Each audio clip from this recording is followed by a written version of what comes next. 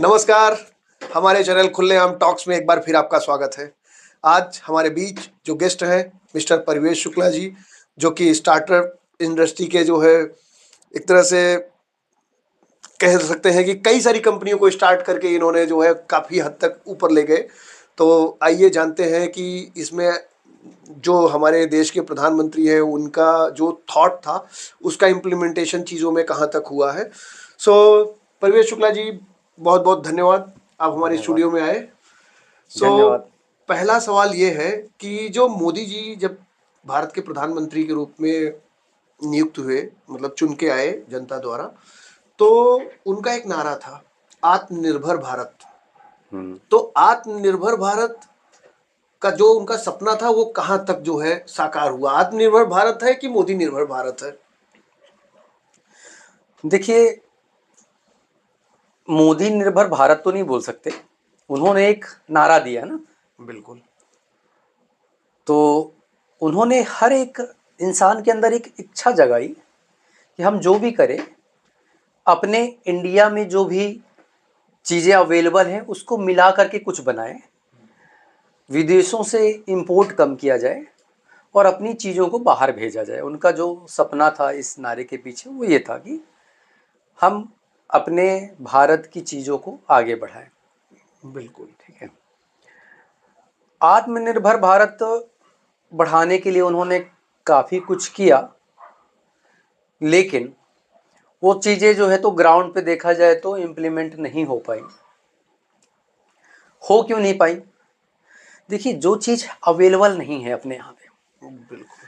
अब आज आपको जो है, आप यहाँ पे बैठे हो अपने ऑफिस में, अब यहाँ से आपको जाना है अपने घर नायगांव में, यहाँ से उसका डिस्टेंस है 10 नहीं, मुझे किलोमीटर। तो वर्ली जाना है। वर्ली जाना है, जहाँ भी जाना है आपको 10-15 किलोमीटर का अपने ऑफिस से घर जाने के लिए ट्रैवल करना है। अब आपके पास क्या ऑप्शन है? आपकी 4 व्हीलर है और 4 व्हीलर लेकर के आप जाओगे, लेकिन 4 व्हीलर को चलने के लिए क्या चाहिए? फ्यूल। इंडिया में है क्या? नहीं है। अब आप आत्मनिर्भर बनो।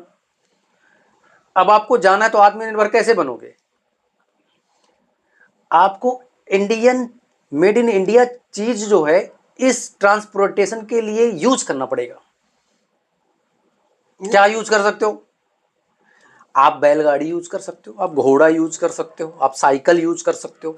साइकिल में भी कुछ पार्ट ऐसे होंगे जो शायद नहीं लगते रहेंगे, लेकिन जब भारत की जनता अपने डेली यूज में हर एक चीज के लिए ये सोचना स्टार्ट कर दे कि क्या मैं ये जो सामान यूज कर रहा हूं ये मेड इन इंडिया है, अगर नहीं है तो उसको हटाना चालू कर दे, तब जा करके ये चीजें आगे बढ़ पाएंगी। अब आपको क्या चाहिए? लग्जरी। आपको चाहिए फास्ट जाने के लिए। तो ये इस तरीके से, मतलब एक हम सबके मिलकर के ही ये मेड इन इंडिया, आत्मनिर्भर भारत, ये सब कुछ हम लोगों के मिल करके होगा। हमने बैलगाड़ी बैलगाड़ी आत्मनिर्भर थी कि नहीं थी? छोड़ दिया। क्यों छोड़ दिया? हमें जाना है, कार से जाना है, नहीं, बाइक से जाना है। चीजें फास्ट। भाई, आत्मनिर्भर भारत बनना है या फास्ट भारत बनना है? दोनों बनना है, क्योंकि हमें दोनों दुनिया बनना से है। कंपीट भी तो करना हाँ, है। दोनों बनना है तो टेक्नोलॉजी जो चीजें नहीं है आप कैसे उसको कर पाओगे? नहीं, उस पर काम करना चाहिए, उस पर रिसर्च करना चाहिए, उसको हम दुनिया के साथ कदम से कदम मिला के चल सके, उनके देखिए, साथ जो है मतलब कंपीट ये कर सके, बताइए, ये तो क्या रहना चाहिए। भारत कभी भी आत्मनिर्भर था?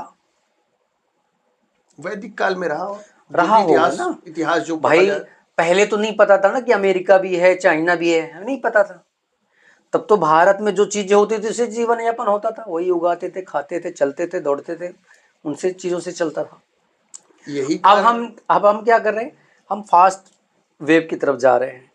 हम दूसरे कंट्री में पहुंच गए, अच्छा ये कंट्री के पास ये है, ये ले लिया जाए। शायद आपको पता नहीं होगा, हम दूसरे कंट्री में नहीं गए। दूसरी कंट्री जो है जो ज्यादा फास्ट थी, ज्यादा अपग्रेडेड थी, उन्होंने हमारे ऊपर जो है एक तरह से कब्जा जमाने की कोशिश की कि हम पिछड़े हुए हैं, हम स्लो हैं।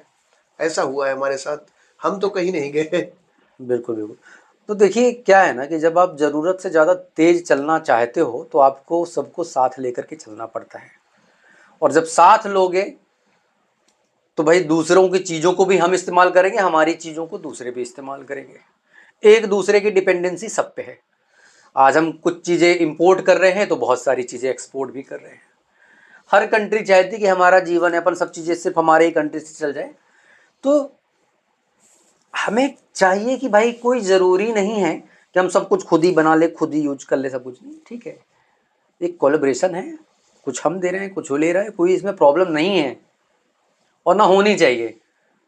कंपेयर टू भारत, चाइना दिन पर दिन कैसे ज़्यादा आत्मनिर्भर होता जा रहा है और ज़्यादा अपग्रेडेड होता जा रहा है। मैं रिसेंटली जो है तो अभी चाइना विजिट करके आया। जी हाँ। अपने आप को, अपनी कंट्री को अगर अपग्रेड करना है, आगे बढ़ाना है, तो सबसे इम्पोर्टेंट होता है एजुकेशन। चाइना में जो एजुकेशन सिस्टम है ना, वो बहुत अच्छा है। बच्चों को भी पता है कि जब अगर सिग्नल पे रेड है तो हमें क्रॉस नहीं करना है, वहां पे जब एरो आ जाएगा पैदल वॉक करने का, तभी हम करेंगे। बिल्कुल। डस्टबिन आपको कहीं पे रास्ते में जो है ना बहुत कम दिखती है, डस्टबिन नहीं है, लेकिन कचरा रोडों में नहीं फेंका जाता है। अगर आप एक वेफर का पैकेट खा रहे हो और खत्म हो गया, तो ये नहीं कि उसको रैप करके कहीं पे फेंक दिए, उसको पॉकेट में रख लोगे और आपको जब भी चाहे 100 किलोमीटर दूर डस्टबिन मिले, आप वहां पे डालोगे, ठीक है। बिल्कुल। तो एजुकेशन कैसे आएगा? बच्चे जो है तो फैक्ट्री विजिट कर रहे हैं, टाइमली जो है तो सुबह उठ के, चाहे हस्बैंड हो वाइफ हो, हर कोई काम पे जा रहे हैं। आज आप अपने इंडिया में आप देखोगे, अगर वाइफ काम कर रही है तो बोलते अरे, एक आज भी गांव एरिया में देखो, आप मुंबई को कंपेयर मत करो, मुंबई और बड़ी सिटी को, लेकिन आप टायर 2 सिटी पे जाते हो और अगर कोई लेडीज एक काम कर रही है ना, तो उसके हस्बैंड को जो है एक निकम्मे की तरह देखा जाता है कि यार अपने परिवार को भी नहीं पाल पा रहा, बीवी तक को कमाना पड़ रहा है, खाना पड़ रहा है, जबकि वो गलत है। चाइना में ऐसा नहीं है, हस्बैंड में दोनों कमाते हैं, दोनों काम करते हैं। पढ़ाई क्यों करने थे? आज आपने पढ़ाई करी, हम सब ने पढ़ाई करी, किस लिए करी है? रोटी बनाने के लिए, घर पे बैठने के लिए? हमने पढ़ाई करी है ताकि हम अपनी कंट्री में, अपने कैरियर में सबके लिए कुछ एक ग्रोथ कर पाए, सबके अंदर एक अच्छी समझ डेवलप अच्छी एक समझ डेवलप हो पाए। अगर हमने कुछ सीखा है अपने कैरियर में, हम उसको पढ़ा पाए, उसको दूसरों को सिखा पाए, बिल्कुल। हम कुछ काम कर पाए, उससे अर्निंग कर पाए, अपनी लाइफ को और अच्छी कर पाए। लेकिन अपने यहाँ पे क्या है, एक सिर्फ डिग्री बन के रह गया है। अच्छा, कितना पढ़े हो? इतना पढ़े, आता कुछ नहीं है, आता कुछ भी नहीं है, प्रैक्टिकल कुछ नहीं है। बोलते हैं बेरोजगारी है, लोगों को रोजगार नहीं मिलता, ऐसा नहीं है, रोजगार बहुत है, लेकिन उस रोजगार के लिए जो इंसानों के अंदर समझ होनी चाहिए वो नहीं है। नहीं, मेरे हिसाब से भारत में आप बोलते हो रोजगार बहुत है। देखिए, रोजगार काम वही करेगा जिसको जो है भी काम की ज़रूरत होगी। काम की ज़रूरत क्यों होती है? उससे जो है मतलब घर चलता है, परिवार चलता है, पेट चलता है। सबसे पहले भोजन सबसे ज़्यादा जो सबसे ज़्यादा ज़रूरी है, कहते हैं कि भाई अगर पेट नहीं तो कोई एक दूसरे से मिले ना, मतलब अगर भोजन न करना हो तो कोई एक दूसरे से मिले ना। जब भारत में सबको आसानी से मिल जा रहा है, जो लोग नहीं कमा रहे हैं उनको भी फ्री में मिल जा रहा है, तो क्यों काम करेंगे लोग? तो सब लोग तो फिर मोदी निर्भर होते जा रहे हैं ना। मतलब जो सरकार की योजना चल रही है, जब से ये सरकार आई है तब से जो ये योजना चल रही है ना, तो एक तरह से उनके ऊपर डिपेंडेंसी ज़्यादा बढ़ती जा रही है। एक तरफ आप आत्मनिर्भर की बात कर रहे हो, एक तरफ आप उनको हैंडीकैप बना रहे हो। देखिए, ये आपका कहना बिल्कुल सही है। काम दो ही लोग करते हैं, पहला वो जो मजबूर हो पेट भरने के लिए, और दूसरा वो जिसके सपने बड़े हो। बिल्कुल। ठीक है। मजबूर अगर कोई भी आदमी, चलो खाने पीने का अगर मिल रहा है, तो इसमें मुझे लगता है तो इसको हर एक इंसान के नज़रिए अलग हो सकते हैं, लेकिन अगर आपके जीवन में आप रोड पे सफ़र कर रहे हो, किसी गांव में जा रहे हो, किसी तकलीफ में ऐसे इंसान को देखा आपने कि उसको 2 वक्त की रोटी नहीं मिल पा रही है, हो सकता है ये जो भी परियोजना है मुफ्त राशन का, इससे इसका बहुत सारे लोग मिसयूज भी कर रहे हैं, बड़े लोग भी कर रहे हैं, लेकिन अगर एक 5% 10% लोगों तक भी, सही लोगों तक भी ये परियोजना पहुंच रही है, तो ये वैल्यू ऐड करती है। कोई भी इंसान अपने भारत में भूखा नहीं मरना चाहिए। भले उसका अपने कानून में भी है कि चाहे 100 अपराधियों छूट जाए लेकिन निर्दोष को सजा मिले, चाहे बिल्कुल। 1000 लोग जो है मुफ्त का लेकर के चले जाए, वो कैपेबल हों फिर भी लेके चले जाए, लेकिन अगर 2 आदमी भी ऐसे हैं जो कैपेबल नहीं और भूखे मरे उनको अनाज मिल रहा है तो भी ये ठीक है, करना चाहिए। लेकिन बिना हाथ पैर चलाए किसी को भोजन दे देना भी, ये भी तो गलत है। इसका मैंने बताया कि देखिए ये एक्सपीरियंस पे डिपेंड करता है, आपका आपकी लाइफ में आपने क्या एक्सपीरियंस किया। कल को आप किसी ऐसी क्योंकि डेजिनेशन में पहुंच जाएं, मुफ्त का जो अब राशन, आप जो है रह रहे हो मुंबई में, स्ट्रगल कर रहे हो, भाग दौड़ रहे हो, तो आपको तकलीफ होती है, साला मैं तो मेहनत कर रहा हूं और ये फ्री में वालों को मैं क्यों दूं। लेकिन जब आप जो है उस जगह पे पहुंच गए और आपने गांव में देखा यार ये तो भूखा मर रहा है, 4 दिन से इसको खाना नहीं मिला, आप ही वही बोलोगे नहीं भाई ये सही है। आप जब वो प्रॉब्लम देख लेते हो ना, ये सॉल्यूशन क्या होता है, आपने प्रॉब्लम देखी। आप जो बोल रहे हो वहां पे मानवीय संवेदनाएं सबके अंदर आती है, मैं उसकी बात नहीं कर रहा हूँ। अगर हम चाहे बड़े शहर में रह रहे हो, चाहे छोटे शहर में, चाहे गांव में रह रहे हो, अगर हमें भूख लगती है तो हम हाथ पैर चलाएंगे ना, हम किसी के ऊपर निर्भर तो नहीं रहेंगे ना, डिपेंडेंट तो नहीं रहेंगे ना। और अगर हमें भूख लगती है और हमने किसी के सामने शेयर किया और हमारी भूख पूरी हो गई और हमने उसी को अपने जो हक मान लिया और उसी को आदत बना ली, तो कैसे देश आगे बढ़ेगा। अगर हमारी भूख पूरी हुई तो हाथ पैर चलाने से पूरी हुई ना। देखिए तो मैं अगर कह रहा हूं कि अगर देश का मुखिया चाहता है कि सब लोग भूखे न मरे, तो कोई ना कोई ऐसा क्राइटेरिया तो होना चाहिए ना कि लोग हाथ पैर तो एटलीस्ट चलाएं। देश को आगे सिर्फ और सिर्फ शिक्षा ही बढ़ा सकती है, ठीक है, इसके अलावा और कोई दूसरा विकल्प नहीं है। शिक्षा में काफ़ी सारे चेंजेस भी हो रहे हैं, सिलेबस चेंज ऐड हो रहे हैं, चीज़ों को जो इरिलेवेंट है उनको सब्जेक्ट से हटाया भी जा रहा है, लेकिन हर एक चीज़ जो है ना वक्त मांगती है। हम क्या चाहते हैं आज रातों रात हो जाए, तो ऐसा नहीं है पॉसिबल। बैकग्राउंड में कोई भी चीज़ ग्राउंड में लाने के लिए उसके पीछे 5 साल की मेहनत होती है, तब ये सारी चीज़ें ग्राउंड पे आती हैं। आप देखते हैं कि अच्छा ये सिस्टम हो गया, वो सिस्टम हो गया। आपको वक्त के बारे में मैं एक एग्जांपल देना चाहूँगा। मैंने जो भारत के जो लोगों की मेंटालिटी देखी है कि कोई भी जो है एक सरकार की योजना आती है या कोई भी प्लान आता है तो उसका एक डेडलाइन दिया जाता है कि ये डेट से ये डेट के बीच में आप कंप्लीट कर दो। तो लोग हमेशा देखा है कि लास्ट डेट का इंतजार करते रहते हैं और लास्ट डेट में सारी भीड़ इकट्ठा हो जाएगी और लास्ट डेट में ही सारे लोग चाहेंगे कि हमारा कंप्लीट हो जाए। पहले जब शुरू हुआ था तब लोगों ने उतना मतलब एक्टिव होकर उसमें पार्टिसिपेट नहीं किया, सब लास्ट डेट का इंतजार करते हैं।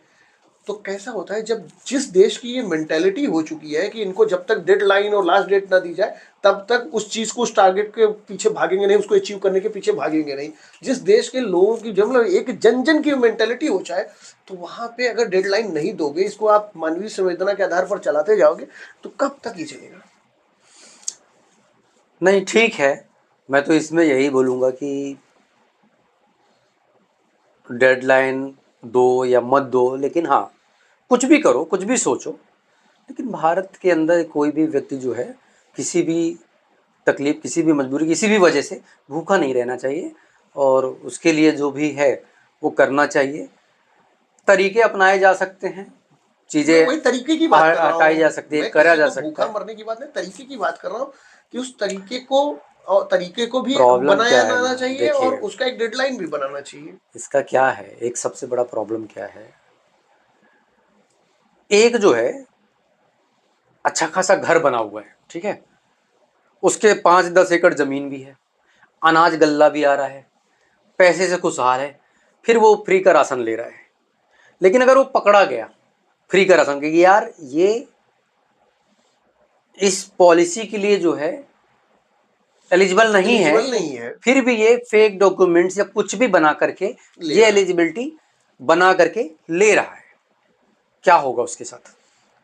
होगा ही कुछ नहीं।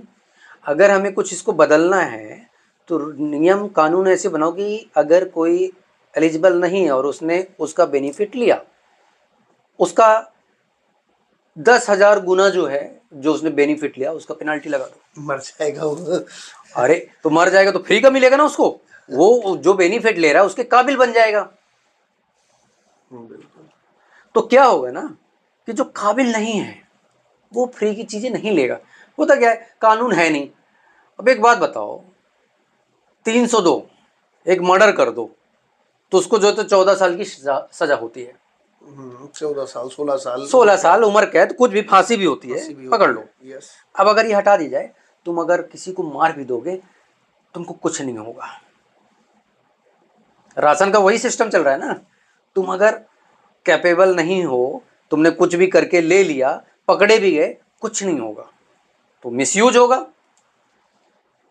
बिल्कुल, कानून क्या ज्यादा से है, ज्यादा कि बंद कर दिया जाएगा, अब नहीं कानून मिले। क्या है, मर्डर करने से लोग क्यों डरते हैं? कानून है, इसके लिए क्या कानून है? नहीं, कानून तो है लेकिन इम्प्लीमेंटेशन नहीं है। कानून तो सब चीज़ के लिए है। ये भी एक तरह से आप मतलब गलत कर रहे हो, अपराध है। 420 420 आपने फोर्ज डॉक्यूमेंट्स बना के, आपने गलत डॉक्यूमेंट्स बना के अपने आप को गरीब दिखाया है। फोर्ज ये डॉक्यूमेंट्स बना करके क्या दिखाया है? डॉक्यूमेंट्स देते ही नहीं है, बोलोगे तो बोलेंगे भूल गए, नहीं दिए, क्या है, फोर्ज डॉक्यूमेंट्स नहीं है। नहीं, राशन मिलने के लिए अभी कंपलसरी है आधार कार्ड, थंब इम्प्रेशन। तो थंब इम्प्रेशन से ऑलरेडी जो है राशन कार्ड लिंक होता है, और वो राशन कार्ड में पहले से ही जो है उसी को थंब इम्प्रेशन से वो राशन रिलीज होगा जो ऑलरेडी गरीबी रेखा के नीचे आता है, अब तो आप उसका। देखोगे जो गरीबी रेखा के नीचे आते हैं, ये जो है ग्राम प्रधान के अंदर के आते हैं। ग्राम प्रधान एक एक आदमी को जानता है कि ये गरीबी रेखा के नीचे है कि ऊपर है कि क्या है, असली है नकली है, हर चीज पता है, बिल्कुल एक एक चीज के बारे में पता रहता है। बिल्कुल पता रहता है। लेकिन क्या, वोट बैंक के लिए वो भी बोलते हैं ठीक है ले ले, गवर्नमेंट का सब बेनिफिट लूट है, रहे हैं। सब चलता है, ले ले। तो ये क्या है ना, ये व्यवस्था जो है ना, ये ऊपर से नीचे तक हर जगह जो है ना करप्शन बैठा हुआ है। बिल्कुल। तो मैं वही कह रहा हूँ कि ये कब तक निर्भरता बनी रहेगी? ये निर्भरता तब तक बनी रहेगी जब तक आप जो है अपनी कुर्सी पे बैठे रहोगे, कुर्सी छोड़ करके मार्केट में बाहर रोड पे नहीं निकलोगे, आप जो है तो मोदी जी को रिप्लेस नहीं करोगे, तब तक व्यवस्था बनी रहेगी।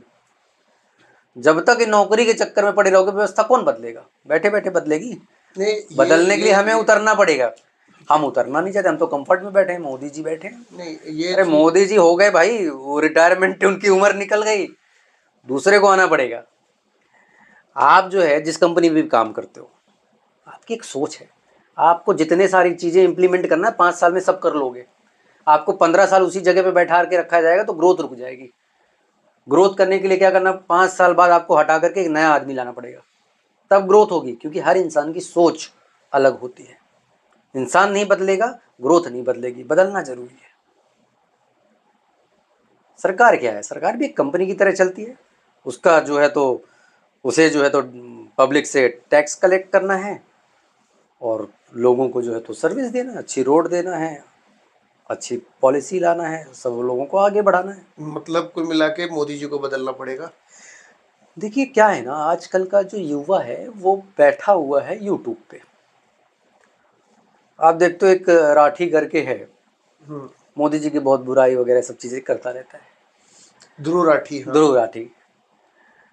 अभी बंगाल में सरकार बनी, उसका भी वीडियो बना के कि शुभेंदु को तो करप्शन करते हुए करप्शन पकड़ा करते हुए गया, 5 लाख पकड़। रुपए लेते हुए वीडियो में अरे आया। भाई, तुम क्या कर रहे हो? तुम तो बैठे हुए हो, जर्मनी में तुम क्या कर रहे हो? वीडियो बना रहे हो? वीडियो बना रहे हैं। बदलो ना। हम बदलना नहीं चाहते कुछ भी, आओ, तुम्हारी अगर औकात नहीं, है। उनका कहना है कि भाई हम लोगों को जागरूक कर रहे हैं कि अरे सही सुनो, लोगों को चुनो। सही लोग कौन है? कौन है सही लोग? सही लोग वही हैं जो सत्ता में नहीं है, और जिस दिन उन जो सत्ता में नहीं उनको सत्ता में बैठा दोगे, वही लोग जो है ना उससे भी करप्ट हो जाएंगे जो बैठे हैं।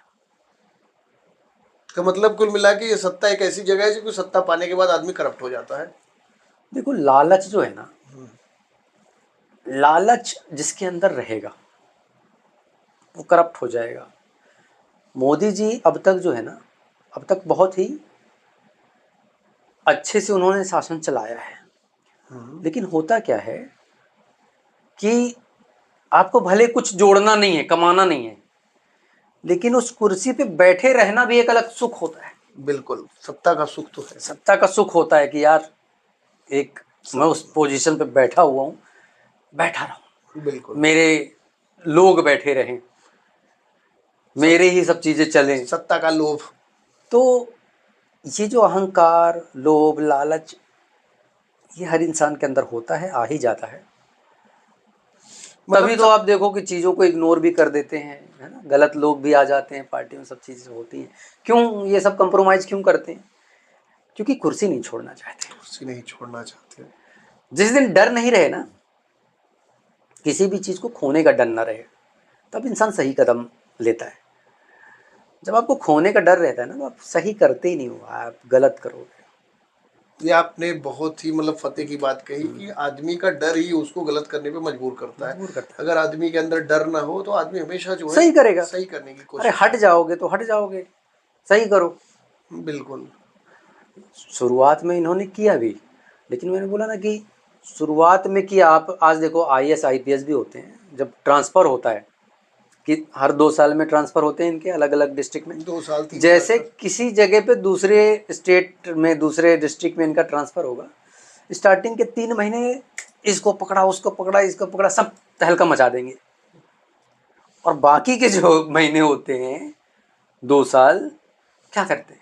नहीं, वो तो टेरर बना के वसूली, ताकि अपना फिर इनके पास आना शुरू हो जाए वैसे और ही चैनल बनाने के लिए। वैसे ही है, स्टार्टिंग में जो तो स्ट्रिक्ट रहेंगे। हाँ। तो होना क्या चाहिए कि हम सब लोगों को जो है ना, जो यंग लोग हैं जिनकी सोच अलग है, कुछ अच्छा करना चाहते हैं, उनको चुन के आना चाहिए। तो ये पार्टी सिस्टम भी मुझे गलत लगता है।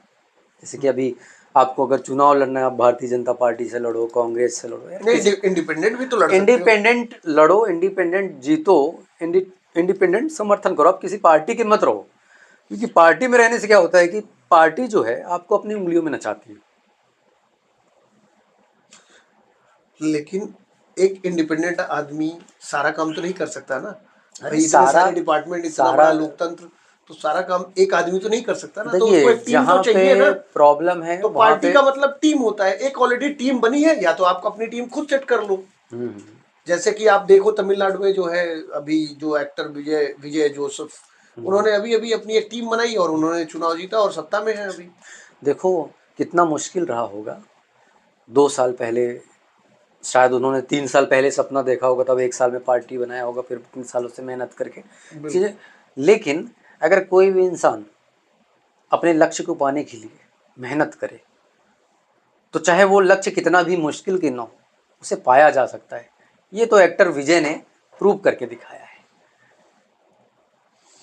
नहीं, और भी लोग हैं मतलब जिनकी पार्टियां बनी हुई हैं।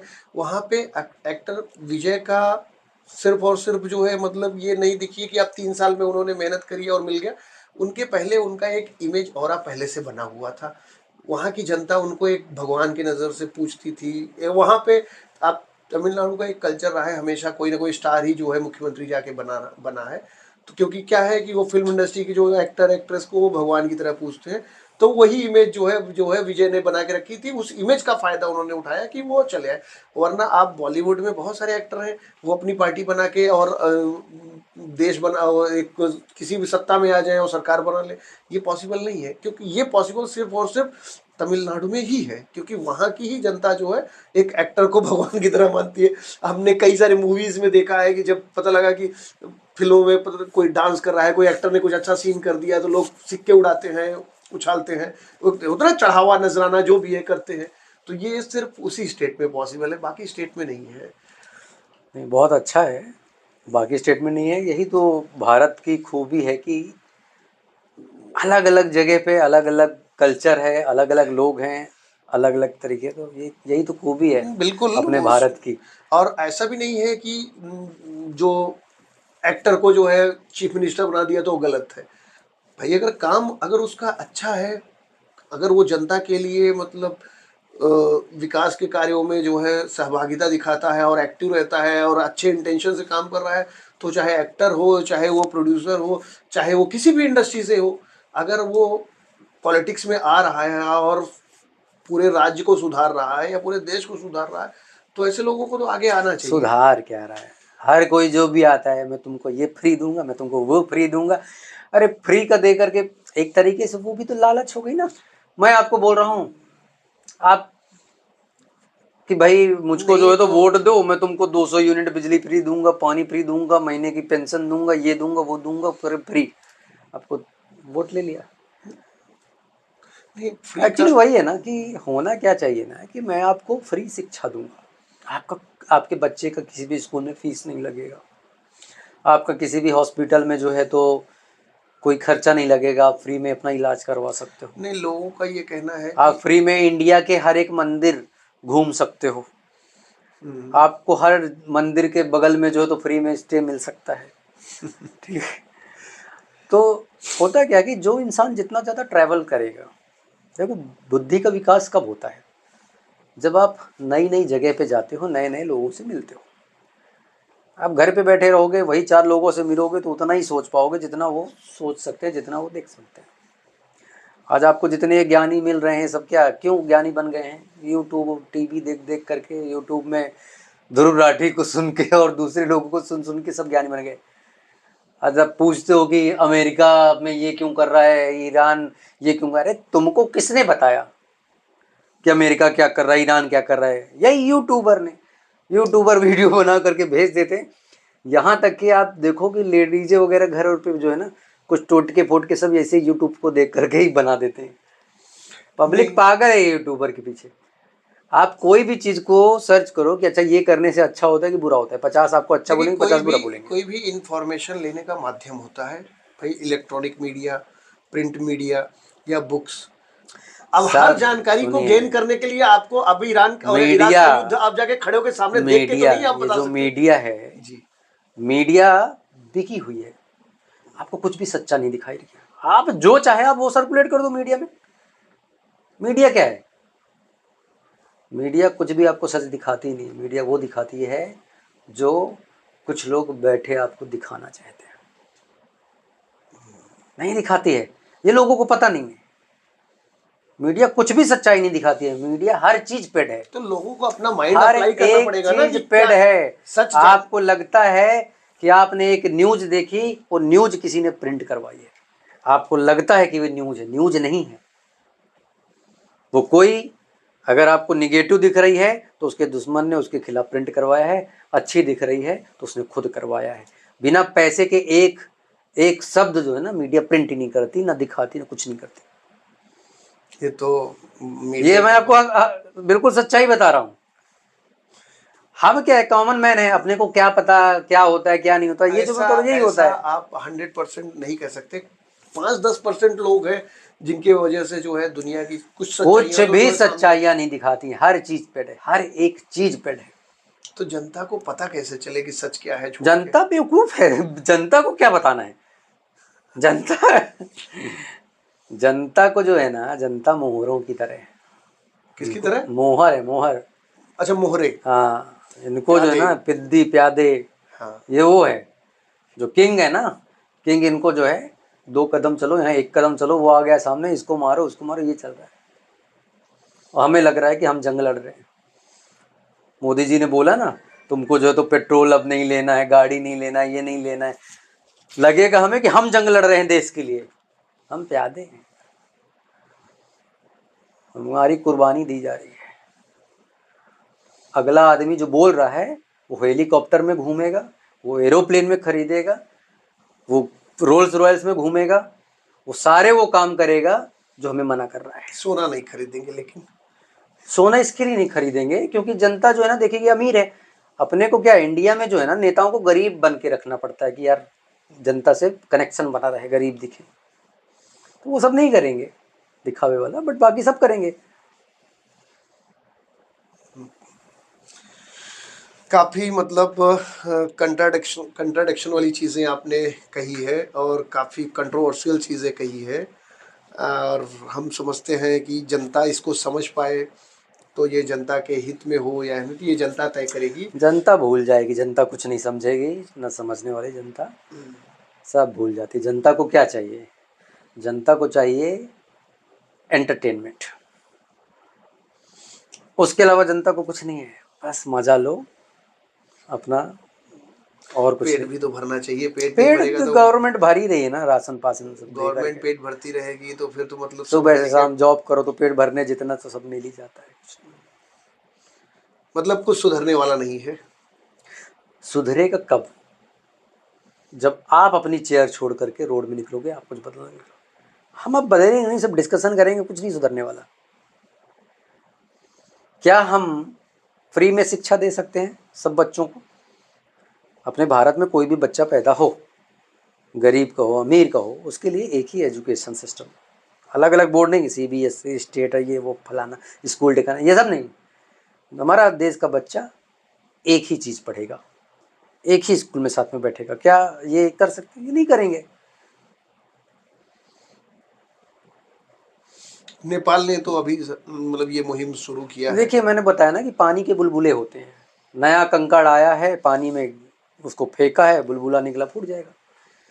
आप यहाँ पे भी PM बदल दो, कल दूसरा PM बैठा दो, 3 महीने खूब बुलबुले निकलेंगे, 3 महीने बाद टाइम फिर बदलाव। इसके लिए जरूरी होती है कि 3 महीने ही सही, दिखाने के सही, मार्केटिंग के लिए सही, सबके सामने आने के लिए सही, लेकिन उसके चक्कर में कुछ तो अच्छा हो रहा है। मतलब जल्दी जल्दी बदलाव हो। 5 साल में बदलना ही चाहिए, एक ही आदमी होना ही नहीं चाहिए। तुम्हारे जितनी बुद्धि है 5 साल में अपना इस्तेमाल कर लो। ये मत बोलो कि तुमको 50 साल चाहिए बदलने के लिए। क्यों 50 साल चाहिए? तुमको क्या क्या बदलना, लिख के बताओ। भारत की जनता 5 साल में बदल के दिखा देगी। क्या बदलना बताओ?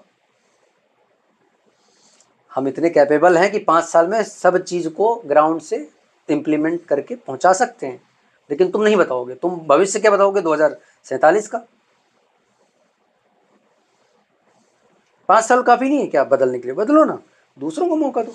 नहीं, आप अगर शायद आपको पता होगा तो वैज्ञानिक जो रिसर्च करते हैं ना, तो उनका रिसर्च जब स्टार्ट होता है तो वो बोलते हैं कि ये रिसर्च का वर्क जो है कंप्लीट होगा कम से कम 70 साल 80 साल में। जो वैज्ञानिक काम कर रहा है उसकी उम्र हार्डली जो है, अगर 40-50 हो चुकी है तो 40-50 होगी, लेकिन वो 80 साल का, जो 80 साल में जो रिजल्ट आने वाला ऐसे प्रोजेक्ट पे भी काम करता है, तो मतलब वो गलत होता है वैज्ञानिक। देखिए, बहुत सारी चीज़ें होती हैं जिसमें 100 साल भी लग जाएगा, 500 साल लग जाएगा, वो बात अलग है। तो मोदी जी भी तो वही लेकिन कह जो रहे हैं चीज़ें ना। 5 साल में हो सकती हैं, क्या शिक्षा व्यवस्था बदलने के लिए 100 साल लगेगा? अगर कोई चीज बहुत ज्यादा बिगड़ी हो तो थोड़ा ज्यादा टाइम लग सकता शिक्षा है। व्यवस्था, भाई शिक्षा अरे मतलब ये, गवर्नमेंट सबसे टैक्स ले रही है, फ्री दे दो ना शिक्षा। तो शिक्षा तो ऑलमोस्ट फ्री ही है अब अरे अगर बंद देखा करो ये जाए। प्राइवेट स्कूल, क्या फ्री है? कुछ फ्री नहीं है। आप भेजना बंद करो अपने बच्चों को प्राइवेट स्कूल में, तो सरकारी स्कूल अच्छे से चलना शुरू हो जाएगा। गवर्नमेंट कह रही है कि बच्चे ही नहीं आ रहे हैं सरकारी स्कूल में, इसलिए सरकारी स्कूल बंद कर रही है गवर्नमेंट। 5,000 सरकारी स्कूल बंद हुए हैं, आपको पता होगा पिछले साल। गवर्नमेंट का यही लॉजिक था कि बच्चे ही नहीं है, किसी में 50 बच्चे, किसी में 20 बच्चे, किसी में 10 बच्चे, तो इतना बड़ा इंफ्रास्ट्रक्चर खड़ा करके, इतना देखिए टीचर क्या है अपॉइंट ना, करके क्या मतलब है। गवर्नमेंट जो है ये जो कह रही है उस जगह पर पे, जिस भी जगह ये बंद कर रही है उस जगह पे मुझको बैठा दे 5 साल के लिए, और फिर देखिए कैसे बदले। काम करने की जिसकी नीयत नहीं होगी वो बहाने ही बताएगा। ठीक है, नीयत, ये नीयत का खेल है। ये कुछ नहीं कि बच्चे नहीं आ रहे, ये नीयत। तुम करना नहीं चाहते हो, जो करना नहीं चाहता है वो इंसान ब्लेम कर देता है। रिस्पॉन्सिबिलिटी दी नहीं जाती, ली जाती है। लो ना रिस्पॉन्सिबिलिटी, यही तो चैलेंज है यार। प्रॉब्लम को सॉल्व करो, वही तो लीडर है ना। तुम डाल दो, करे आ नहीं रहे, मैं क्या, तो लीडर हो क्या? बैठो घर पे। जो कैपेबल है, जो एक्सेप्ट करता है चैलेंज, उसको दो मौका। तो ठीक है, तो मैं उम्मीद करता हूँ कि आगे जो है आप रिस्पॉन्सिबिलिटी लेंगे। अरे हमने आज तक कभी भी रिस्पॉन्सिबिलिटी से भागे ही नहीं। कोई भी आ जाए, कोई भी चीज आ जाए सामने, तो कभी नहीं भाग सकते। देश का अगला चेहरा आप हो सकते हो। भागना कभी भी नहीं सीखा, जब भी। राजनीति में देश का अगला चेहरा आप हो सकते देखिए, हो। मेरे जीवन में जब भी कोई भी अपॉर्चुनिटी मुझे मिलेगी, मेरा कदम पीछे नहीं आपने जाएगा, आगे जाएगा। आपका अभी थोड़ी देर पहले यही हुआ था कि जिम्मेदारी अपॉर्चुनिटी दी नहीं जाती, उसको ली जाती है। हाँ, तो इसीलिए मैं पूछ रहा हम हूँ। लेने के लिए हर एक रिस्पॉन्सिबिलिटी तैयार है, और चैलेंज के साथ बोलता हूँ, लिख के दो ये चीज होनी चाहिए, वो हो जाएगी। तो फिर लीजिए ना। अब आप ये अरे वेट करेंगे कि लेकिन कोई हमें आके ला के कौन दे। कौन छोड़ने के लिए तैयार है? जो बैठे हुए हैं, कौन छोड़ेगा? वो तो छुड़ाना पड़ेगा ना। तो छुड़ाएंगे उसके लिए। तो मतलब हम ये डेफिनेटली। मान ले कि आप अगला चेहरा होंगे देश के, देश से मतलब नहीं है मुझे। या प्रदेश के, किसी भी प्रदेश के। डेफिनेटली मैं अपने प्रदेश के लिए ज़रूर कुछ करूँगा। वक्त आएगा, दिल में तमन्ना है ही है बदलने का, और जो भी प्रयास हो सकेगा डेफिनेटली करेंगे। हाँ, तो जिस हिसाब से इस समय दुनिया की जो स्थिति है, जो इस समय युद्ध का माहौल पूरे दुनिया में बना हुआ है, जैसे कि लेटेस्ट आज ही कल में फिर से शुरू हो गया है ईरान और अमेरिका का। तो इसमें ईरान दुनिया के लिए, मतलब ईरान के ऊपर जिस तरह से जो है अमेरिका प्रतिबंध लगा रहा है, उस पे आपका क्या पॉइंट ऑफ व्यू है कि ईरान दुनिया के लिए कितना घातक है या सही है? देखिए, जब भी आप किसी को भी कोई भी काम करने से रोकेंगे तो घातक वो आपके लिए रहेगा। ईरान एक कंट्री है, खुद की कंट्री है, कोई अमेरिका के अंडर नहीं आता कि ईरान जो है अमेरिका का एक शहर है, ऐसा नहीं है। वो खुद की अपनी एक कंट्री है और उस कंट्री में उगाया गया चाहे तेल हो, चाहे अनाज हो, चाहे जो भी चीज़ें हो, उसका मालिक वो कंट्री खुद होती है। वो किसको बेचेगी, किस रेट में बेचेगी, किसको नहीं बेचेगी, वो सारे डिसीजंस कंट्री के होते हैं। कंट्री वो क्या बम बनाना चाहती है, बंदूक बनाना चाहती है, क्या करना चाहती है, ये उसके डिसीजंस होते हैं। जैसे कि तो जब भी किसी पे किसी भी तरीके का प्रतिबंध लगेगा तो वो प्रतिबंध लगाने के ऊपर तो विद्रोह करेगा, इसमें कोई दो राय की बात नहीं है। कोई भी कंट्री, चाहे ईरान हो, अमेरिका हो, कोई भी हो। लेकिन प्रतिबंध जो है जो उनका परमाणु परीक्षण को लेकर है कि जैसे कि दुनिया में पहले ही तय हो चुका है कि अब कोई देश परमाणु बम नहीं बनाएगा, तो उस बात को लेकर प्रतिबंध लगाने की बात अमेरिका करता है कि भाई आप किसी तरीके का मतलब परमाणु परीक्षण जैसा या परमाणु हथियार ना बनाओ। तो उस बात को लेकर जो है उनके ऊपर बार बार रोक लगाती है कि आप चोरी चोरी या चोरी छिपे इस पे आप वर्कआउट कर रहे हो, वो ना किया जाए। तो लेकिन जो है ईरान हमेशा मना करता है, लेकिन ईरान फिर भी उसी दिशा में कुछ ना कुछ काम करता रहता है। तो मैटर मुद्दा तो ये है ना, मुद्दा आपके देश में इंटरनल क्या चल रहा है, आप चीज़ों का कैसे इस्तेमाल कर रहे हो, वो मुद्दा नहीं। मुद्दा पूरी दुनिया के लिए थ्रेट है ना, कि जैसे जैसे जितने ही परमाणु हथियार वाली, परमाणु शक्तियों वाली देश बढ़ते जाएंगे, पूरी दुनिया के लिए उतना ही बड़ा खतरा है ना। वैसे भी इतने परमाणु हथियार आप बन मुझे चुके ये हैं। बताइए, अमेरिका के पास परमाणु बम है या नहीं है? अमेरिका के पास बिल्कुल है ना? बिल्कुल। क्या अमेरिका ने अपने परमाणु बम जो है तो रद्द कर दिए क्या, पूरे डिस्ट्रॉय कर दिए क्या? बिल्कुल नहीं। अगर उसने पहले बना लिया, जो पहले बना लिया वो बाद में नहीं बना सकता। होना क्या चाहिए, नीति शास्त्र के अकॉर्डिंग आप किसी को रोक रहे हो, आपको भी पहले अपने डिस्ट्रॉय कर दो कि भाई किसी के पास नहीं रहेगा। मैंने परमाणु बम बना लिया, मैं दूसरे को बनाने नहीं दूंगा, तुम बनाओगे मैं तुमको खत्म कर दूंगा। ये क्या बात हुई? आज परमाणु बम बना लिया, कोई ऐसा नया आविष्कार लेकर के आए जिसका नाम परमाणु बम ना हो, उससे भी डेंजरस हो, कोई भी कंट्री बना लेगी। वो बनाने के बाद जो है वो ऐसा नियम बना दे कि अब दूसरा वो बम नहीं बना सकता, दूसरा वो चीज नहीं कर सकता। सबको डिस्ट्रॉय करना चाहिए। नहीं नहीं, ये चीजें संयुक्त राष्ट्र संघ में जो है तय हुआ है कि अब नहीं बनेगा। अरे ये अब कोई नहीं बनेगा, अमेरिका लेकिन जिसने नहीं बनाया उसका तो नुकसान है ना। तुम तो उसको ठोक दोगे कभी भी। नहीं, तो अभी लेकिन दुनिया जिसने नहीं बनाया वो भी तो पावरफुल बनेगा कि नहीं बनेगा? नहीं, दुनिया अगर तुम रूल रेगुलेशन बनाओगे तो चोरी छिपे बनेगा, पावरफुल तो बनना है ना उससे भी। दुनिया में टोटल आप उसके अकॉर्डिंग सोचिए वो क्यों कर रहा है, आखिर उसको क्या जरूरत है करने की। क्योंकि दूसरे के पास है, इसके पास नहीं है, दूसरे सब डिस्ट्रॉय कर दो, कभी नहीं बनाएगा। तो अगर सारी कंट्रियां, दुनिया में 200 से ज्यादा देश है, सारी कंट्रियां अगर बनाना शुरू कर देंगी और किसी ना ने बनाए सारी कंट्री, लेकिन जिन्होंने बना रखे उसको डिस्ट्रॉय करना चाहिए। किसी के पास भी नहीं होना चाहिए ना परमाणु बम। अमेरिका दूसरी कंट्री को परमाणु बम का धमकी दे सकता है, सब कुछ कर सकता है, तो उसका भी डिस्ट्रॉय होना चाहिए। नहीं होना चाहिए, किसी के पास नहीं होना चाहिए। तब आप मना करो कि नहीं भाई हमारे पास भी नहीं है, आपके पास भी कोई नहीं बना सकता, तो वो जेन्युइन है, वो नीतिगत है। लेकिन अमेरिका, रसिया, चाइना, ये सब जो है क्या कहते हैं संयुक्त राष्ट्र की महाशक्तियों में आते हैं। तो इनका कहना है कि हम दुनिया के लिए रक्षक हैं। तो कहीं ना कोई एक मजबूत देश कमजोर देश को अगर किसी तरीके से दबाता है, तो हमारे पास अगर हथियार रहेंगे तो हथियारों के माध्यम से हम डरा धमका के उसकी रक्षा कर सकते हैं, जो कि रक्षक की भूमिका पहले भी निभाया है। तो इस वे में, इस लॉजिक्स के साथ वो अपना हथियार रखना चाहता है कि रक्षक के पास अगर शक्ति नहीं रहेगी तो वो लोगों की रक्षा कैसे करेगा।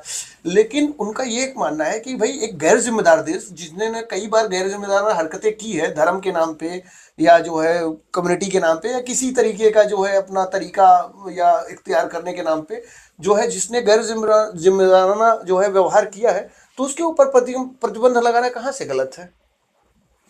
गैर जिम्मेदाराना व्यवहार जो है हर कंट्री ने किया हुआ है कभी ना कभी, किसी न किसी के आप साथ। सबसे पहले ये मानते हो कि रक्षक के पास जो है हथियार मजबूत होने चाहिए? नहीं होने चाहिए। रक्षक किसने डिसाइड किया कि वो रक्षक है? संयुक्त कुछ नहीं, संयुक्त हर एक कंट्री अपने नागरिकों की रक्षा कंट्री खुद करे। किसी को रक्षक बनने की जरूरत नहीं है दूसरी कंट्री को। नहीं, आप संयुक्त राष्ट्र अपना देश, अपने लोगों की रक्षा स्वयं करना चाहिए। हमारे देश की रक्षा करने के लिए किसी दूसरे के पास ये पावर नहीं होनी चाहिए कि दूसरी कंट्री हमारी रक्षा करे। हम आत्मनिर्भर की बात करते हैं, अरे हम अपने भारत की, अपने देश की, अपने कंट्री की अगर रक्षा के लिए हम दूसरे पर डिपेंड रहेंगे, किधर आत्मनिर्भर, क्या हो गया फिर? तो गुलामी हो गई ना। आप डिक्लेयर कर रहे हो कि मैं गुलाम नहीं हूं। गुलामी क्या है? यही तो गुलामी है ना। आप किसी के ऊपर जब डिपेंड हो जाओ, उसी को गुलामी बोलते हैं। देखिए, सबको एक जैसा तो नहीं बनाया जा सकता, सबके पास समान शक्तियाँ हों, सब लोग जो है समान व्यवहार करें, सब लोगों का जो है समान जिम्मेदारी हो, और सबके पास समान जो है रिसोर्सेज हो, ऐसा तो नहीं हो सकता। ऊपर नीचे तो रहेगा ही। तो ये प्रकृति का नियम है कि जो ऊपर है वो नीचे वाले को दबाता है मौके पे। ठीक है। देखिए, तो समान नहीं हो उसको सकता, बैलेंस। बिल्कुल आपने बोला समान नहीं हो सकता, लेकिन प्रकृति ने हर किसी के पास अगर कोई सी कमजोरी दी है तो कोई सी ताकत दी है। बिल्कुल। ईरान के पास अगर पानी नहीं है, दुबई में पानी नहीं है, तो उनके पास तेल है। जिसके पास पानी भरा पड़ा है, इंडिया, पाकिस्तान, जो हमारी कंट्रियां हैं, चाइना, पानी भरा पड़ा है, तेल नहीं है। तो ये प्रकृति का बैलेंस है कि अगर आपको कोई सी ताकत देगी तो कोई सी कमजोरी भी देगी। सब चीजें, सारी चीजें कभी भी ना किसी इंसान को, ना किसी राष्ट्र को कभी भी नहीं मिल सकती है। कुछ ना कुछ कमियां, कुछ ना कुछ खूबियां वो रहती रहती है। वही तो बैलेंस है ना, नेचर। बात कमियां और खूबियां, तो फिर से वही बात घूम फिर के आ जाती है कि कोई ना कोई तो मतलब कि गार्डियन तो रहना चाहिए ना। आपका घर, आप अगर अपने घर पे आप ये सोचो कि सबको समान अधिकार दे दिया जाए, कि बाप को भी सेम अधिकार, बेटे को भी सेम अधिकार, बेटों को भी सेम शक्तियां, बाप को भी सेम शक्तियां, भाई को भी सेम शक्तियां, बहन को भी सेम शक्तियां, तो कैसे घर क्या बैलेंस होके चल पाएगा? आपने बिल्कुल सही बोला, आप घर की बात कर रहे हो। बिल्कुल। आप जो है, हमारा घर हमारा देश है, अमेरिका नहीं है। तो वो लोग भी अर्थ की वो पॉलिसी पे जो फॉलो ताकत, करते वो हैं। जो शक्तियां हैं, वो अपने कंट्री के लोगों के ऊपर यूज करे, ना कि हमारे ऊपर। हम तो ये बोल संयुक्त रहे हैं। राष्ट्र संघ, संयुक्त राष्ट्र संघ वो भी धरती को एक अपना घर की तरह, परिवार की तरह जो है मतलब कि ट्रीट करता है ना। तो उस हिसाब से उन्होंने रूल्स एंड रेगुलेशन बनाए ना। बनाए हैं, जो भी बनाए हैं, मेरे समझ के अनुसार गलत है। कोई भी दूसरी कंट्री किसी के ऊपर ये दबाव नहीं बनानी चाहिए। पहले तो अगर दबाव भी बनाए, आप जैसे कि एक एग्जांपल लेते हैं कि एक परिवार है, परिवार में मैं आपको बता रहा हूं कि भाई गुटखा मत खाना, बियर मत पीना, लेकिन मैं तो पहले से पी रहा हूं, तो मैं तो पीऊंगा, मैं गुटखा खाऊंगा, मैं बियर पीऊंगा, मैं मस्ती करूंगा, क्योंकि मैं पहले से कर रहा हूं। तुम मत करना, रूल मैं अभी बना रहा हूं तुम्हारे लिए। अरे पहले तुम तो बंद करो, तुम तो पहले बंद करो, तब तो दूसरे पर नियम लगाओगे। हम खुद गलत होकर के दूसरे के ऊपर नियम नहीं लगा सकते, चाहे वो किसी भी तरीके से कोई भी बात हो। मैं सिर्फ एक आइडिया, एक टॉपिक बता रहा हूं कि इस टॉपिक को लेकर के, नहीं नहीं, ये गलत। परमाणु बम जो है हर एक के लिए खतरनाक है। बिल्कुल। वो सबको जो है उसे समाप्त करना चाहिए, किसी भी कंट्री के पास नहीं होना चाहिए। मतलब तो परमाणु बम क्यों यार, ये जो ऐसे ऐसी मिसाइलें हैं, ये मिसाइलें भी तो खतरनाक है, ये भी नहीं होनी चाहिए। परमाणु बम हम क्यों मना कर रहे हैं, ये बताओ कि परमाणु बम ईरान ना बने, क्यों मना कर रहे हैं? क्योंकि उससे जो है एक बहुत बड़ा एरिया जो है बर्बाद हो जाएगा। उस एरिया में कौन रहते हैं? इंसान रहते हैं। अरे बड़ा एरिया, बड़े इंसान, बड़े संख्या में इंसान बर्बाद हो जाएंगे। कम संख्या की वैल्यू नहीं है क्या? एक गोली भी किसी को लगती है, मरता है, एक आदमी मरता है, उसकी जान की कीमत नहीं है क्या? हर एक औजार भी तो नहीं बनने चाहिए इस तरीके से देखा जाए तो। हमें परमाणु बम की बात हो रही है तो सभी कंट्री को न बनाना चाहिए, और जिन्होंने बनाया है उन्हें जो है डिस्ट्रॉय करना चाहिए, तभी जो है ये बैलेंस बनेगा। अदरवाइज कैसा होता है ना कि हर हर कंट्री अपने आप को तो पावरफुल है ही है, और ईगो एक ऐसी चीज़ होती है ना कि आप मर जाओगे, लेकिन झुकना जो है ना ईगो नहीं सिखाता है। तो ईरान की हालत वैसी है, हमें लगता है कि यार अमेरिका जो है तो ये कर देगा, वो खत्म हो जाएगा, बर्बाद हो जाएगा, सब पूरे मर जाएंगे, लेकिन नहीं झुकेंगे। ईरान बर्बाद हो जाएगा, लेकिन हकीकत है झुकना भी नहीं चाहिए। मर जाओ तो मर जाओ, अपने तो महाभारत रामायण सब में सिखाया गया है कि कभी मत झुको, प्राण चले जाए तो चले जाए, इंसान तो मरना ही है। कोई 35 साल की उम्र में मरेगा, कोई 65 में, कोई 75 में, मरना सबको है, लेकिन लड़ते हुए मरो, घुटने टेक करके मरना। मतलब तो ठीक है, अच्छा है। आपका कहना ये है कि ये युद्ध जारी रहना चाहिए। देखो, अमेरिका के अंदर घमंड है, पावर का घमंड है। बिल्कुल। जब तक उसकी पावर खत्म नहीं हो जाएगी, बुरा समय ईरान का नहीं आया है, बुरा समय अमेरिका का आया है। जी हाँ। और वो उसका जो ईगो है वो ईरान तोड़ेगा, और धीरे धीरे आप देखो ईरान के साथ भी कुछ ना कुछ, चाइना हो गया और भी दूसरी कंट्री है, साथ में आकर के अमेरिका का ईगो तोड़ने वाले हैं।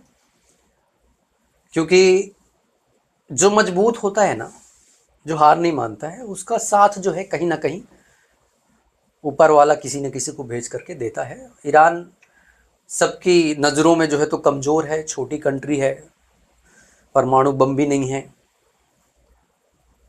तो डेफिनेटली किसी को भी बर्बाद जो है तो एक छोटा ही इंसान, छोटा ही कंट्री, छोटा ही आदमी करता है। तो ये अमेरिका की बर्बादी का जो है तो कारण बनेगा ये युद्ध। आपको ऐसा कैसे फील होता है कि ईरान इथिकली सही है? ईरान के इतिहास के बारे में आपको कुछ अंदाजा है कि ईरान ने कैसे क्या चीजें, क्या परिवर्तन मैं किए? ईरान को ये नहीं बोल रहा हूँ सही है, तो उसी को मैं करेक्ट ये करके बोल रहा हूँ कि किसी भी कंट्री के पर्सनल मैटर में दूसरी कंट्री को इंटरफियर नहीं करना चाहिए अगर वो उस मैटर में खुद सही ना हो। मैं ये बोल रहा हूँ, मैं गलत सही की बात नहीं कर रहा हूँ। अब एक एग्जांपल और आपको देता हूँ। एक परिवार है जिसके 10 बच्चे हैं, एक पेरेंट्स है, 10 बच्चे पैदा कर लिया, उसने नियम लगा दिया भैया तुमको इतने ही करने हैं। तुमने जो है तो अपने तरीके से कर लिया। आप अपनी कंट्री पे नियम लगा सकते हो, आपको आप ईरान के ऊपर दूसरी कंट्री में नहीं लगा सकते हो। ईरान की क्या आप ज्यादा बच्चे पैदा मत करो, आपको एक ही टाइम खाना खाना है, आपको दारू नहीं पीना है, आपको मीट नहीं खाना है, या ऐसे कोई भी नियम है आप दूसरी कंट्री के ऊपर नहीं कर सकते हो। योगी आदित्यनाथ कोई भी नियम बनाएगा कहां, यूपी में बनाएगा कि महाराष्ट्र में बनाएगा? लेकिन ये सब जो है संयुक्त राष्ट्र संघ के सदस्य और हैं। जिस दिन योगी आदित्यनाथ महाराष्ट्र में नियम बनाने लग जाएगा तो क्या होगा? पावर का दुरुपयोग है भाई। आपको दिया गया है उत्तर प्रदेश, आप अच्छा करके दिखाओ, अपने प्रदेश में करके दिखाओ। महाराष्ट्र की जनता ने महाराष्ट्र के लीडर को चुना है, वो देखेंगे ना उनको क्या करना है। तो जैसे स्टेट अलग है वैसे आपको राष्ट्र अलग है, शायद देश अलग है। ईरान की पॉलिसी के बारे में शायद मतलब कि बताना चाहूँगा कि ईरान पूरी दुनिया को इस्लामिक कंट्री में कन्वर्ट करना चाहता है, जो कि पूरी दुनिया के लिए बहुत ही घातक है। जो देश देखिए हम क्या कर रहे हैं, हम भी तो चाहते ना कि पूरा वर्ल्ड जो है तो हिंदू जय श्री राम बोले, हम नहीं चाहते क्या? वो घातक हो गया। शायद अरे भाई हर किसी का ड्रीम है। नहीं। मैं हिंदू धर्म में मैं चाहता हूं कि अमेरिका में भी जय श्री राम हो। उसके लिए राधा कृष्ण मंदिर ये सब कुछ बन रहे हैं ना, अमेरिका में बन रहे हैं, दुबई में बन रहे हैं, ये सब तो वही है, हम लोग भी काम कर रहे हैं। आपको शायद अंदाजा नहीं होगा कि सनातन धर्म ने कभी बल का प्रयोग नहीं किया है, कहीं पे भी हथियार का इस्तेमाल नहीं किया नहीं है क्या? कर नहीं सकता क्या? मतलब आप एक अगर लाखों किया सालों नहीं का, है तो कर भी तो सकता है। लाखों वर्षों का इतिहास अपने आप धर्म को आगे बढ़ाना अपराध नहीं है। अगर आप ईरान की ये बात करो कि ईरान चाहता है कि पूरे वर्ल्ड में जो तो मुस्लिम हो जाए, उनका समुदाय हो जाए, तलवार तो के नोक पे, तलवार के नोक पे देखिए बढ़ाना। सबके तरीके अपने अलग है। वो जिसने जो किया मैं अभी उस पर नहीं जानता हूं, लेकिन अपने धर्म को तलवार की नोक पे नहीं बढ़ाना चाहिए, ठीक है? वो चीज़ गलत है। लेकिन तो स्वेच्छा से अगर कोई जाना चाहता है तो वो उसका लुकआउट है। वो कंट्री तो उसी चीज के लिए जाना जाता है। वो तो पहली बात तो तो क्या इस्लाम करें, उसको परमाणु बम से उड़ा दें?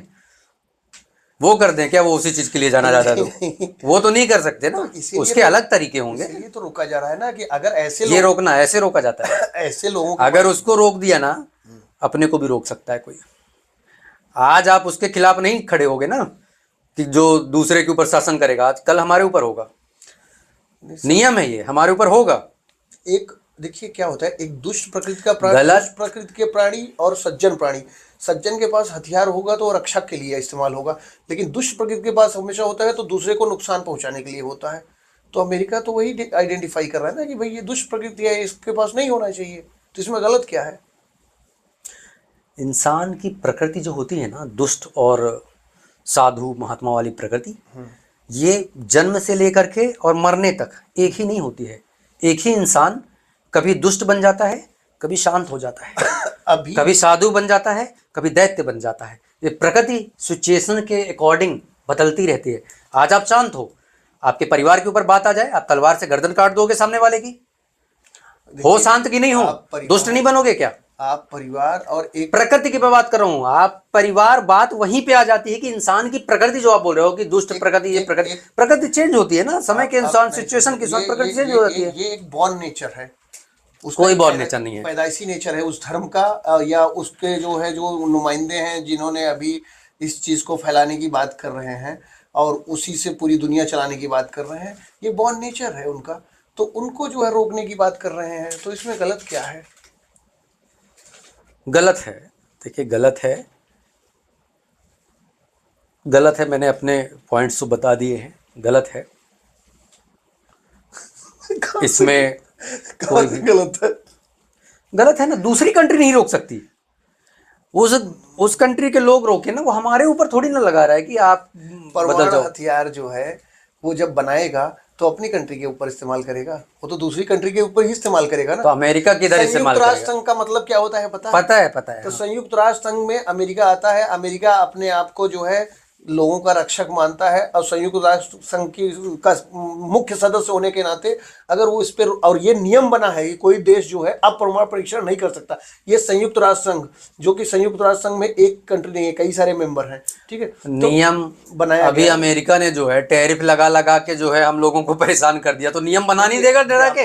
व्यापार अरे जिसके पास पावरफुल है अपनी मर्जी से, आज जो है भारतीय जनता पार्टी की सरकार है ना, मेजोरिटी सांसद जो है भारतीय जनता पार्टी, कोई भी नियम बना लेंगे, पावर तो उनके पास है ना। आप बोलोगे नियम बना हुआ है संसद में, अरे जब वही लोग बैठे हैं तो नियम तो वही बनाएंगे ना। बहुत बहुत धन्यवाद, आपके इरादे और जनता के प्रति सोच, सब कुछ जो भी आपने जाहिर किया, और उम्मीद करता हूँ कि जनता को आपकी सारी बातें बाखूबी समझ में आए और आपके जैसे विचारों को जो है आगे बढ़ावा मिल सके, ताकि लोगों के लिए एक तरह से एक अच्छी जीवन शैली मिले, उन्हें एक अच्छा जनजीवन हो। बहुत बहुत धन्यवाद, आप हमारे स्टूडियो में आए। Thank you so much.